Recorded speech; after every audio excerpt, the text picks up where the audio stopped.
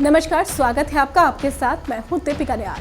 चुनावी सफर में आज बात महाराष्ट्र की उस्मानाबाद लोकसभा सीट की, जहां से इस वक्त शिवसेना के रविंद्र गायकवाड़ सांसद हैं, जिन्होंने साल 2014 में इस सीट पर राकपा के पद्म सिंह बाजीराव पाटिल को 2,34,325 वोटों से हराया था। रविंद्र गायकवाड़ को 6,07,699 वोट मिले थे, तो वहीं पद्म सिंह बाजीराव पाटिल को 3,73,374 वोटों पर संतोष करना पड़ा था। हाल ही में उस्मानाबाद नाम बदलने की मांगों को लेकर काफी सुर्खियां बटोर रहा था। शिवसेना ने महाराष्ट्र सरकार से शहर का नाम बदलने की मांग की थी। वैसे आपको बता दें कि उस्मानाबाद का नाम निजाम मीर उस्मान अली खान के नाम पर आधारित है। देवी तुलजा भवानी के कारण ये स्थान पूरे देश में लोकप्रिय है।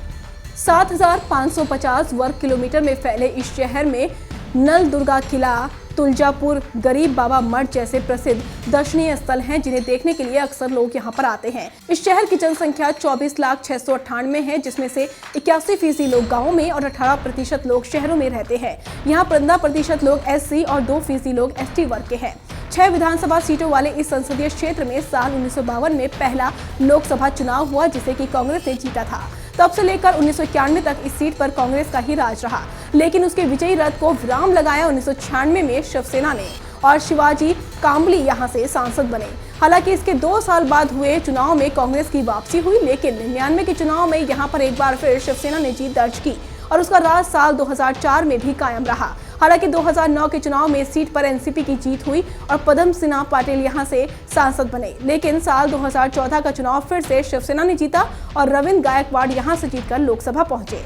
अपने विवादित बयानों की वजह से हमेशा सुर्खियों में रहने वाले रविंद्र गायकवाड़ उस्मानाबाद से ही 2 बार विधायक रह चुके हैं। दिसंबर 2018 की रिपोर्ट के मुताबिक पिछले 5 सालों के दौरान उनकी लोकसभा में उपस्थिति 65% रही है। इस दौरान उन्होंने 34 डिबेट में हिस्सा लिया है और 288 सवाल पूछे हैं। साल 2014 के चुनाव में इस सीट पर नंबर 2 पर NCP, नंबर 3 पर बसपा थी। यहाँ कुल मतदाताओं की संख्या 17,26,793 थी, जिसमें से मात्र 11,18,151 लोगों ने अपने मतों का प्रयोग किया था।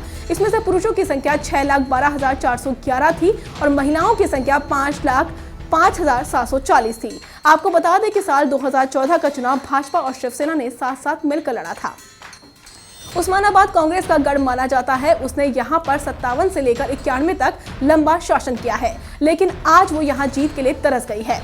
हालांकि साल 2009 के चुनाव में उसके सहयोगी दल को यहां पर विजय हासिल हुई थी, लेकिन साल 2014 की मोदी लहर में ये सीट शिवसेना के पास चली गई, जिसका अब इस क्षेत्र में प्रभुत्व बढ़ गया है। फिलहाल साल 2014 से साल 2019 तक आते आते सियासी हालात बदल चुके हैं।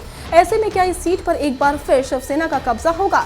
ये एक बड़ा सवाल है, जिसका जवाब जानने के लिए हमें चुनावी नतीजों का इंतजार करना होगा।